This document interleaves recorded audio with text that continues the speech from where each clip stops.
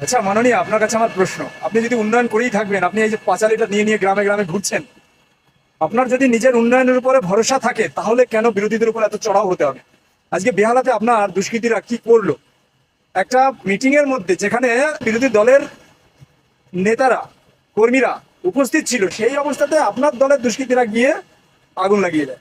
Police, আপনার police উপস্থিত, তারা প্রমাণ তো বারবার করেছে তারা দলদাস, আর আজকেও তারা চুপ থাকলো, কিচ্ছু করতে পারলো না। কেন এটা করতে হচ্ছে? কেন? যদি আপনি উন্নয়ন করে থাকবেন তাহলে আপনাকে এটা কেন করতে হচ্ছে?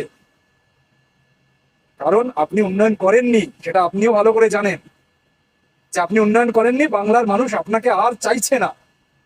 আপনি জানেন সুস্থ ভোট হলে আপনি আর আসবেন না ক্ষমতায়। তাই বিরোধীদের ধমকানো চমকানো, আপনার দুষ্কৃতি দিয়ে হামলা করা, ভয় দেখানো, এসব চলছে। কিন্তু কতদিন? মানুষ জবাব আপনাকে দিয়ে দেবে। অপেক্ষা করুন, আপনাকে প্রাক্তন করেই ছাড়বে বাংলার মানুষ।